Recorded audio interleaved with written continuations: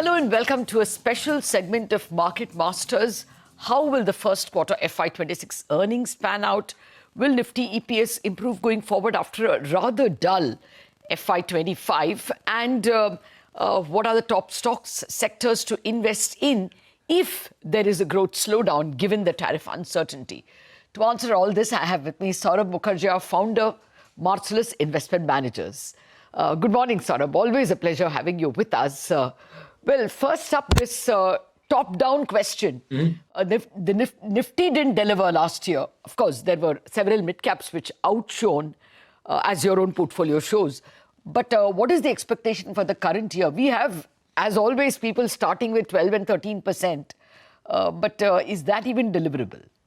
I think the drivers of earnings growth, even for FY26, Latha, the drivers of earnings growth are still not evident. I think the first quarter will be muted. I think it'll be another 4-5% EPS growth quarter. But it's not as yet clear to me what exactly will drive a EPS pickup in India. Both the private and government capex, it's not evident there'll be a takeoff in either. If you look at budgeted government capex or the private capex noise, it's not evident there's going to be a big takeoff in either of them.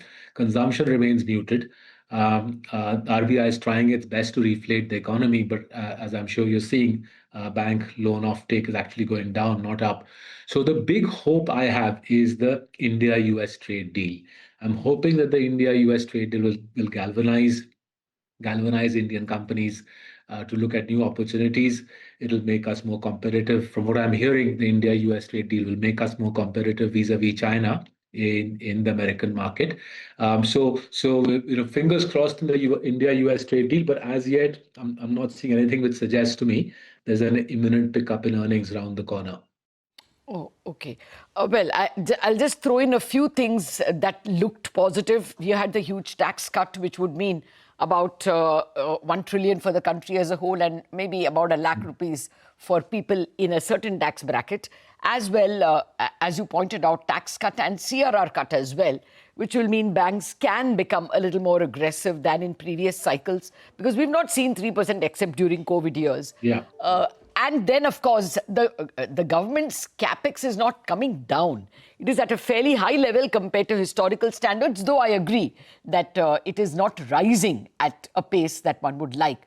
You don't think all this is enough to engender a better earnings growth than last year? Sure. So let's focus on the consumer piece first, right? One of the reasons I've been very circumspect about the consumer demand recovery now for the last year is high levels of debt.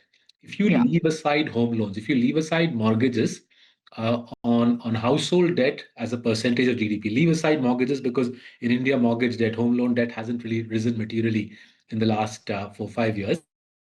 Right, household debt to GDP is around 33-34%. That's the highest ever by Indian standards, and it's amongst the highest in the world. And there's plenty of data from the RBI's financial stability reviews to suggest that a big chunk of middle class India is up to its neck in debt. Now, what that does is if middle class India is heavily indebted, job creation engine is not firing. Pay rises. There was a recent survey by a very credible outfit. I think Deloitte is the outfit.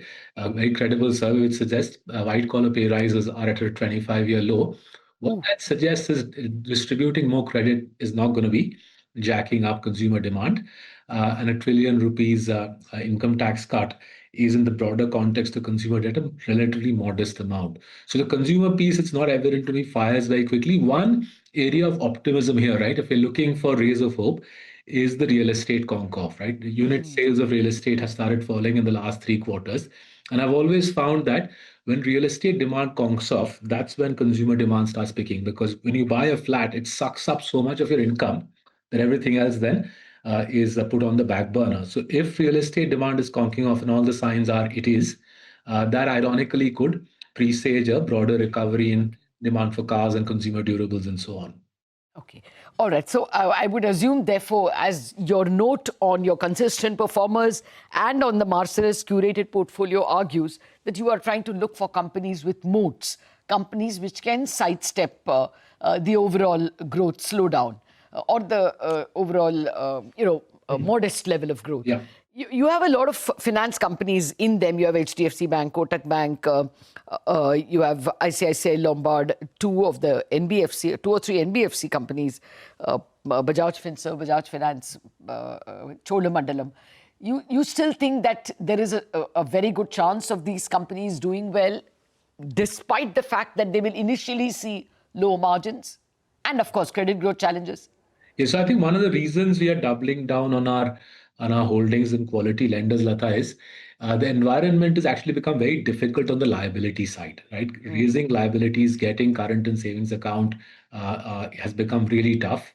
And in that sort of environment, a champion franchise like HDFC Bank is standing out. I think it's standing out honestly head and shoulders above other banks. I think HDFC Bank and ICICI Bank are standing head and shoulders above other banks in consistently being able to garner low cost deposits.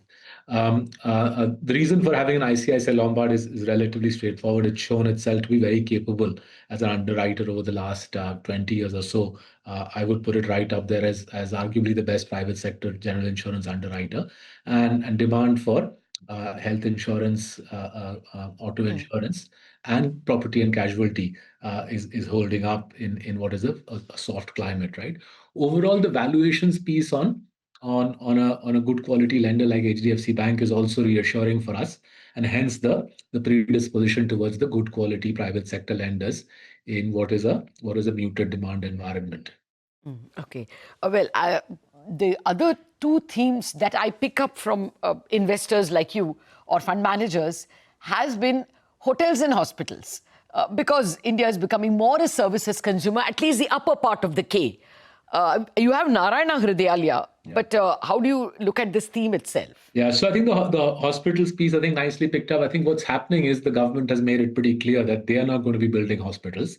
The government is saying we are doing Ayushman Bharat. Ayushman Bharat is the general insurance scheme that the public can use to avail of healthcare. And in the more affluent strata of society, medical insurance provided by the employer, or if the employer doesn't provide it, then individual medical insurance has become the norm. And naturally, therefore, the hospital industry is booming. As yet, we're not seeing a supply of high quality beds exceeding demand. There's still a deficit of hospital beds in cities like Bangalore, where Narayana is particularly strong. And I would submit to even the city I live in, you and I live in, Mumbai. There's a deficit of high quality beds. In due course, there will be a supply side response. As we know, every private equity investor in the country is building out a large hospital chain. So in due course, the supply demand mismatch will be closed. But until such time, I think private sector hospitals will be a good play. In hotels, the big supply shortage seems to be corporate hotels, right? So corporate hotels in cities like Bombay, Bangalore, Hyderabad, Chennai, there seems to be a shortage of corporate hotels in business districts, and we're trying to capitalize on that. We're making an investment. We haven't yet fully built the position out, so I'll hold my horses there.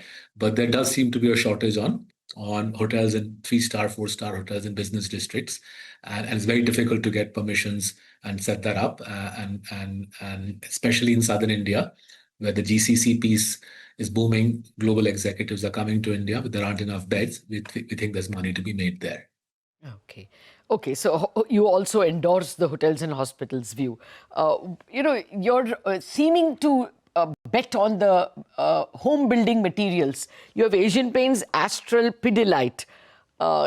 If you're not very confident of more homes being bought, how does this tie in? And as well, Asian Paints now is no longer the monopoly it was. It is barely first among equals. Right. So let's address the link between home building and home building materials. Barring Astral, where pipes are usually required when a house is being built for the first time, barring Astral, the other two names, Latha, the paint companies and Pidilite as a play on adhesives, waterproofing, there the link isn't as tight. So 80% of paint demand in India is driven by repainting of houses. It's the maintenance of houses rather than the first time build which drives those industries. In Astral's case, I agree that if home building is slowing down, then there is an impact on on Astral's demand offtake. Now, coming to the point on Asian is no longer a monopoly, the market share taken by the new entrants is actually de minimis, which is why I guess they're complaining to the authorities.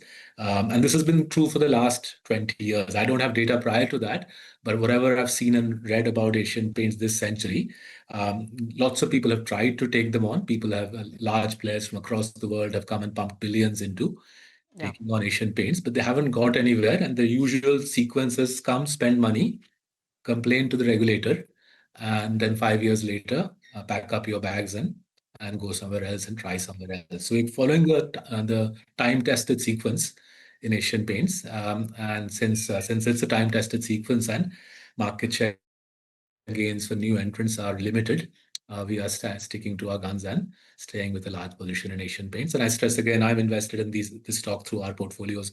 So are my parents and obviously our clients. Okay.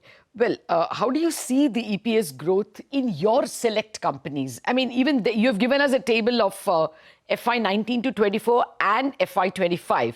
And even over there, one has seen the EPS growth fall. It is still good at 13% for your weighted average companies in the CCP, consistent performers. But it is still lower than the 22% you generated from FY19 to FY24.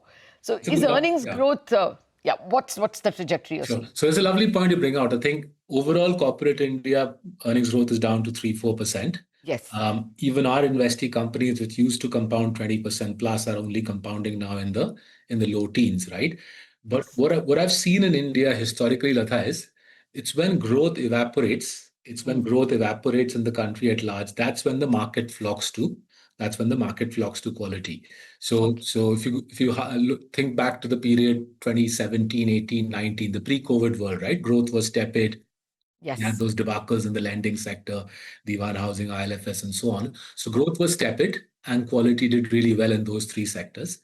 In the post-COVID world, growth was abundant, right? There was revenge spending, there was heavy-duty government infra spending. Growth was abundant and quality took a backseat.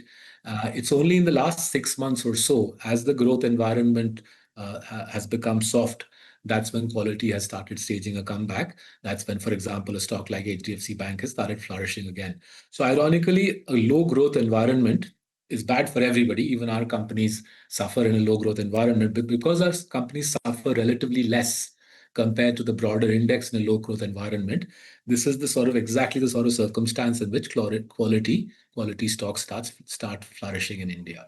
Okay.